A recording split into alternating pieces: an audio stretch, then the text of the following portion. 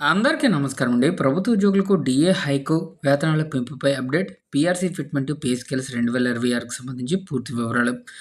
ఈ వీడియోలో వీటి గురించి పూర్తి వివరాలైతే తెలుసుకుందామండి. ముందుగా వీడియోని సపోర్ట్ చేసే వారందరూ కూడా వీడియోని ఒక లైక్ చేసి మీ తోటి ఉద్యోగ మిత్రులకు వీడియోని అయితే షేర్ చేయండి.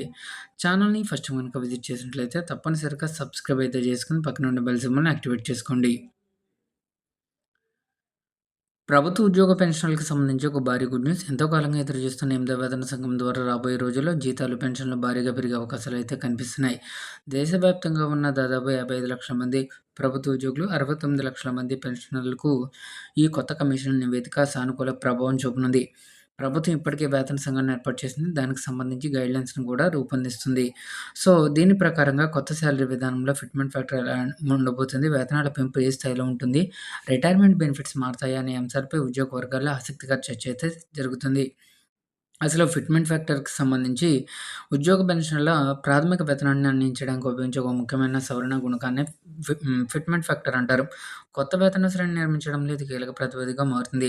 గతంలో సెవెంత్ పే కమిషన్ సంఘం సిఫార్సుల మేరకు ప్రభుత్వం 2.57 ఫిట్‌మెంట్ ఫ్యాక్టర్‌ను నిర్ణయించింది. దీన్ని 2016 నుంచి దేశవ్యాప్తంగా అమలు చేశారు. ఈ విధానం వల్ల అప్పట్లో 15,000 కనీస ప్రాథమిక వేతనం ఉన్న ఒక ఉద్యోగి జీతం ఒక్కసారిగా పెరిగి 38,550కి చేరింది. ఇప్పుడు 8వ వేతన సంఘానికి సంబంధించి కూడా ఫిట్‌మెంట్ ఫ్యాక్టర్‌ను గణనీయంగా పెంచాలనే డిమాండ్‌ను ఉద్యోగ సంఘాలు బలంగా వినిపిస్తున్నాయి. ఇక ఉద్యోగ సంఘాల ప్రతినిధులు కొందరు ఈ ఫిట్‌మెంట్ ఫ్యాక్టర్‌ను 3% నుంచి ఏకంగా 5 లేదా అంతకంటే ఎక్కువ పెంచాలని కోరుతున్నారు. ప్రస్తుత దేశ ఆర్థిక వ్యవస్థ వాస్తవికతను చూస్తే ఇటువంటి డిమాండ్ల ఆచరణ సాధ్యం కాకపోవచ్చని నిపుణులు విశ్లేషిస్తున్నారు. ఇక నిపుణుల లెక్కల ప్రకారంగా కమిషన్ 2.64 ఫిట్‌మెంట్ ఫ్యాక్టర్‌ను ఆమోదం తెలిపే అవకాశం అయితే ఉంది. దీంతో పాటు కనీస వేతనం లెక్కించే విధానంలో మార్పులు రాబోతున్నాయి.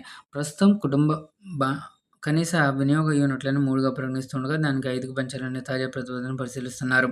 ఒకవేళ ఈ ప్రతిపాదన గనుక అమల్లోకి వస్తే ఉద్యో ఉద్యోగుల కనీస జీవన ప్రమాణాల లెక్కింపు మరింత శాస్త్రీయంగా జరిగి వేతనాల నిర్ధారణలోనూ మేలు జరుగుతుంది. ఉద్యోగులు ఆశించిన వేతనాల పెంపుదల ఎంత ఉంటుంది? సో, ఒకవేళ మనకి వేతన సంఘం సమర్పించే అంతిమ నివేదిక దానిపై కేంద్ర ప్రభుత్వం తీసుకున్న నిర్ణయంపైన ఆధారపడి ఉంటుంది. ఒక సరళమైన ఉదాహరణతో దీనిని అర్థం చేసుకోవచ్చు. ప్రస్తుతం 60%గా కరువొచ్చి ఉంది. దాన్ని కలుపుకొని 100 ప్రాథమిక వేతనంతో రూ.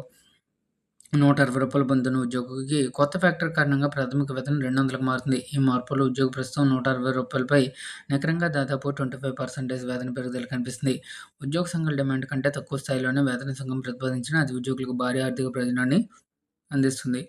ఒకవేళ ఫిట్‌మెంట్ ఫ్యాక్టర్ 2.57 నుంచి 3.3కి పెరిగితే ప్రాథమిక స్థాయి ఉద్యోగుల వేతనం విశేషంగా పెరుగుతుంది.